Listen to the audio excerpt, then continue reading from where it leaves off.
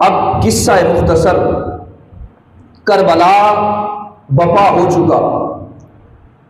اور کربلا بپا ہونے کے بعد حضور علیہ الصلوۃ والتسلیم کے گلشن کو، حضور کی شہزادیوں کو اور حضرت امام زین العابدین رضی اللہ تعالی عنہ کو قید کر لیا گیا اور خیموں کو آگ لگا دی گئی، خیموں کو جلا دیا گیا، اور جلانے کے بعد امام حسین رضی اللہ تعالیٰ عنہ کا سر انور ابن سعد نے خولی کو دیا اور کہا کہ اس سر کو ابن زیاد کے دربار کے اندر پہنچایا جائے۔ امام عالی مقام امام حسین رضی اللہ تعالیٰ عنہ کا سر انور ابن سعد نے خولی کے سپرد کیا، کہا اس سر کو ابن زیاد کے پاس پہنچایا جائے۔ اب ابن زیاد جو اپنے گھر کے اندر موجود ہے، اپنے شاہی محل کے اندر موجود ہے، ادھر خولی بن یزید سر حسین کو پکڑتا ہے اور وہاں پر ابن زیاد کے پاس پہنچتا ہے، مگر عمارتوں کے دروازے بند ہو چکے ہوتے ہیں۔ اب ابن زیاد کے پاس تو پہنچ نہیں سکتا چونکہ رات کافی ہو چکی ہے۔ اب سر حسین کو اپنے گھر لے آتا ہے اور امام عالی مقام امام حسین رضی اللہ تعالیٰ عنہ کا سر انور جب اپنے گھر لے کر پہنچتا ہے تو اس کی بیوی بڑی سخت غصے کے اندر آتی ہے، بڑی نالاں ہوتی ہے کہ تو نے پیغمبر کے نواسے کا سر کاٹ کر اپنے گھر کے اندر لے آیا ہے، بڑے جلال کے اندر آتی ہے، اور ساری رات اس خولی بن یزید کی بیوی سر حسین کے پاس بیٹھی رہتی، کبھی سر کو صاف کرتی ہے، کبھی گرد جھاڑتی ہے، کبھی مٹی کو صاف کرتی ہے، اور امام حسین رضی اللہ تعالیٰ عنہ کے سر انور کے پاس ساری رات بیٹھی رہتی۔ خولی بن یزید کی بیوی بیان کرتی ہے کہ ساری رات میں سر حسین کے پاس بیٹھی رہی اور سر حسین کے گرد نور کا حالہ سر حسین کے گرد طواف کرتا تھا، نور امام حسین کے گرد طواف کرتا تھا، اور امام عالی مقام امام حسین رضی اللہ تعالیٰ عنہ کے چہرے انور سے نور نکلتا تھا۔ اور فرماتی ہے کہ میں نے خود دیکھا کہ امام عالی مقام کے سر انور کے پاس نور کے پرندے منڈلاتے تھے، اس کے ارد گرد گھومتے تھے، اور ساری رات میں یہ منظر دیکھتی رہی، یہ نظارے دیکھتی رہی، اور صبح خولی نے سر حسین کو پکڑا اور ابن زیاد کے دربار کے اندر ابن زیاد کے سپرد کر دیا۔ حاضرین محترم، اب لٹا پھوٹا قافلہ گلشن مصطفیٰ جو 72 لاشیں قربان کرنے کے بعد، 72 قربانیوں کے بعد یہ لٹا پھوٹا قافلہ اب دمشق کے بازاروں کی طرف لے جایا جا رہا ہے، یزید کے دربار کی طرف لے جایا جا رہا ہے، اور راستہ کے اندر کئی ایک واقعات ہوئے جس کے اندر ایک عیسائی راہب وہ باہر نکلتا ہے، دیکھتا ہے کہ ہر طرف شادیانے بجائے جا رہے ہیں، فتح کا جشن منایا جا رہا ہے۔ وہ معلوم کرنے کے لیے باہر آتا ہے کہ دیکھوں تو صحیح یہ کیسی خوشی منائی جا رہی ہے۔ عیسائی راہب جب باہر نکلتا ہے تو کیا دیکھتا ہے کہ پیغمبر اسلام کے نواسے کا سر انور نیزے کی نوک پر لٹکایا ہوا ہے۔ اب وہ شخص عیسائی راہب ان لوگوں کے پاس آتا ہے، انہیں جا کر کہتا ہے کہ مجھ سے قیمت لے لو، صرف ایک رات کے لیے امام حسین رضی اللہ تعالیٰ عنہ کا سر انور میرے سپرد کر دو، صرف ایک رات مجھ سے قیمت لے لو اور سر حسین میرے سپرد کر دو۔ اب 10,000 دینار اس عیسائی راہب نے ان لوگوں کو دیے اور امام حسین کے سر انور کو اپنے پاس رکھا، اور ساری رات پہلے اس نے امام عالی مقام کے سر انور کو خوشبو سے غسل دیا، خوشبو سے دھویا، چہرے انور کو دھویا، سر انور کو دھویا، اور دھونے کے بعد ساری رات عیسائی راہب امام عالی مقام کے سر انور کے پاس بیٹھا رہا۔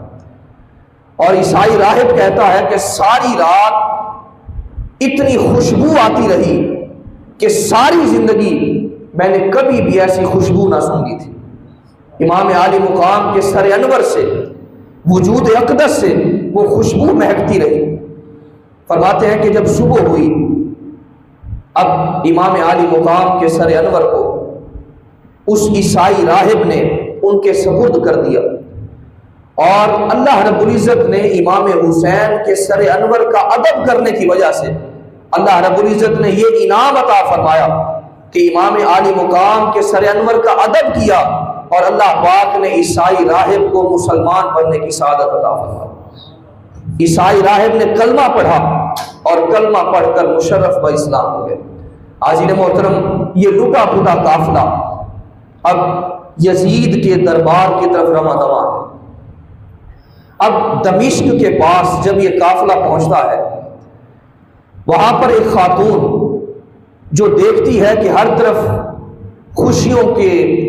نغمے گائے جا رہے ہیں اور شادیانے بجائے جا رہے ہیں، فتح کا جشن منایا جا رہا ہے، وہ خاتون ان قیدیوں کو دیکھتی ہے اور اپنے گھر سے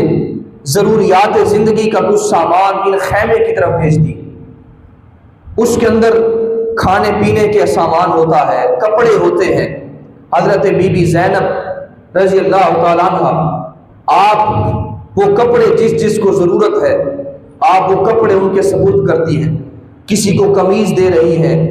کسی کو پاجامہ دے رہی ہے، اور کسی کو کھانے کا سامان دے رہی ہے۔ حاضرین محترم، وہ خاتون خدمت کرنے کے بعد اپنے مکان سے چل کر اس خیمے کے اندر آئی، اور بی بی زینب جو امام عالی مقام امام حسین رضی اللہ تعالیٰ عنہ کی ہمشیرہ ہے اور سیدہ فاطمہ الزہرا رضی اللہ تعالیٰ عنہ کی بیٹی ہے، آپ اس خیمے کے اندر موجود ہیں۔ وہ خاتون آتی ہے، حضرت بی بی زینب اس خاتون کا شکریہ ادا کرتی کہ بی بی اللہ تیرا بھلا کرے، اس بھرے بازاروں کے اندر ہمیں کوئی پوچھنے والا نہیں ہے، ہر طرف خوشی منائی جا رہی ہے اور ہر طرف فتح کا جشن منایا جا رہا ہے۔ اس بھرے بازار کے اندر، بھرے دمشق کے اندر کوئی ہمارا پرسان حال نہیں ہے۔ اللہ تیرا بھلا کرے، تو نے ہماری مدد کی ہے، تو نے ہماری خدمت کی ہے۔ حاضرین محترم، اب بی بی زینب نے اس خاتون سے فرمایا بی بی تو نے ہماری اتنی خدمت کی ہے، بتا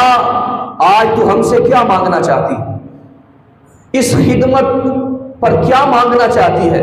آج جو کچھ مانگے گی تجھے عطا کیا جائے گا۔ حضرت بی بی زینب کے کہنے پر اس خاتون نے کہا کہ بی بی مجھے اور تو کچھ نہیں چاہیے، مگر ایک چیز کا میں تقاضا کرتی ہوں کہ میرے لیے دعا کر دیں۔ کہا کیسی دعا کروں؟ کہا میرے لیے دعا کر دیں کہ میں کم عمر تھی اور مدینہ المنورہ کے اندر اپنی آقا سیدہ فاطمہ الزہرا رضی اللہ تعالیٰ عنہ کی میں لونڈی ہوا کرتی تھی، میں باندھی ہوا کرتی تھی، اور سیدہ فاطمہ الزہرا کے 3 معصوم بچے تھے، لخت جگر تھے۔ ایک کا نام حسن تھا اور دوسرے کا نام حسین تھا، اور تیسری ان کی بیٹی تھی جن کا نام سیدہ زینب تھا۔ اور میں نے سنا ہے کہ امام حسن کا تو انتقال ہو گیا، وہ شہید ہو چکے ہیں، مگر امام حسین باقی ہیں اور بی بی زینب باقی ہے۔ بی بی میری خواہش یہ ہے کہ میں نے 9 عمری کے اندر سیدہ فاطمہ الزہرا کی خدمت کی تھی، ان کی نوکرانی ہوا کرتی تھی، اور آج میری خواہش یہ ہے میرے لیے آپ دعا کر دیں کہ دوبارہ زندگی کے اندر ایک مرتبہ ان کا دیدار کرنے کی سعادت حاصل کروں، ان کی زیارت کر سکوں، صرف یہی دعا کر دیں۔ سیدہ زینب رضی اللہ تعالیٰ عنہ فرماتی ہیں کہ بی بی اللہ نے تیری دعا کو قبول کر لیا ہے۔ آپ نے اپنے چہرے سے نقاب اٹھایا اور بی بی زینب رضی اللہ تعالیٰ عنہ نے فرمایا کہ بی بی جس زینب کا تو دیدار کرنا چاہتی ہے تیرے سامنے موجود ہے،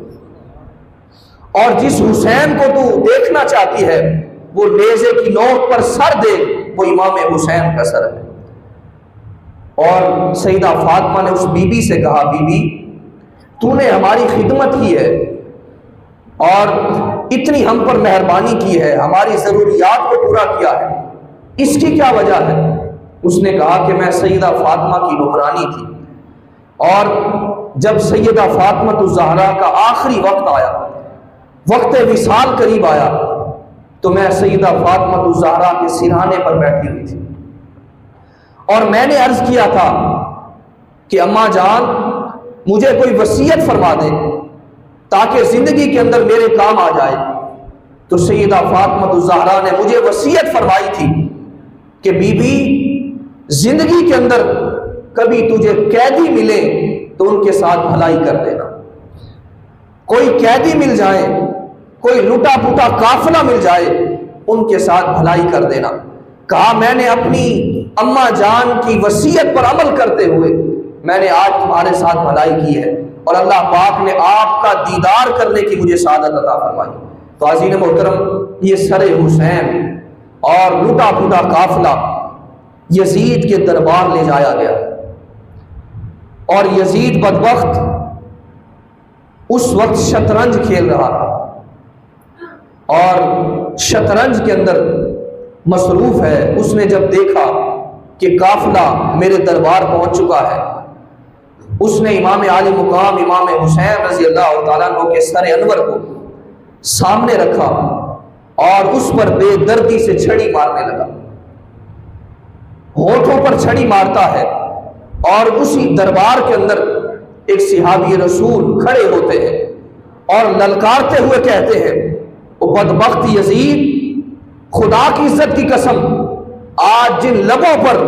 تو چھڑی مار رہا ہے میں نے ان لبوں کو کائنات کے آقا کو چومتے ہوئے دیکھا، میں نے خود دیکھا ہے کہ آقا کریم علیہ السلام ان لبوں کا بوسہ لیا کرتے تھے، حضور اس منہ کے اندر، اس دہن کے اندر اپنا لعاب دہن ڈالا کرتے تھے۔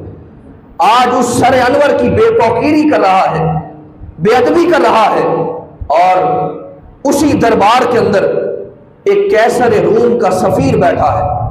عیسائی ہے، وہ کھڑا ہوتا ہے اور کہتا ہے یزید بدبخت مجھے خبر نہ تھی کہ یہ قافلہ کون سا ہے، یہ کون لوگ ہیں جو لوٹے پوٹے تیرے دربار کے اندر آئے ہیں، اور تو نے اپنے پیغمبر کی شہزادیوں کے ساتھ، شہزادوں کے ساتھ یہ سلوک کیا ہے۔ کہا ہمارے ایک علاقہ کے اندر حضرت عیسیٰ علیہ السلام کی سواری کے کھر موجود ہیں، جہاں پر حضرت عیسیٰ علیہ السلام کی سواری کے قدم لگے تھے، ہم نے اس جگہ کو محفوظ کر لیا ہے، ہم اس کا ادب کرتے ہیں، اس کی تعظیم کرتے ہیں، اس کی عقیدت کرتے ہیں، مگر تو نے اپنے پیغمبر کے نواسوں کو ہی شہید کر دیا۔ اتنا بدبخت ہے عزیز محترم، یہ وہ بدبخت یزید ہے جس نے یہاں پر اپنی ظلم و بربریت کا اختتام نہ کیا، اس کا ظلم و ستم اور اس کے اندر جو اسلام کے خلاف کاروائیاں تھیں وہ مزید پھیلنا شروع ہو گئی۔ اب اس نے شراب نوشی کو مزید عام کر دیا، فحاشی عریانی کو عام کر دیا، اور اس نے بے پردگی کو عام کر دیا۔ حضرت عبداللہ بن حنظلہ فرماتے ہیں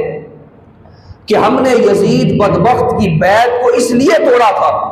کہ ہم خوف کھا گئے کہ کہیں آسمان سے ہم پر پتھروں کی بارش نہ ہو جائے، چونکہ یزید شریعت اسلامیہ کا تمسخر اڑاتا اور نماز کو چھوڑ دیتا، شراب نوشی کرتا تھا اور اپنی ماؤں بہنوں بیٹیوں کے ساتھ نکاح کیا کرتا تھا، کھلے عام بے حیائی کا ارتکاب کرتا، شراب نوشی کرتا۔ ہم نے اس لیے اس کی بیعت کو توڑ دیا۔ ادھر مدینہ المنورہ کے اندر صحابہ کرام تابعین نے یزید کی بیعت کو توڑ دیا اور دست بردار ہو گئے۔ اب یزید بدبخت نے 20,000 کا لشکر مسلم بن عقبہ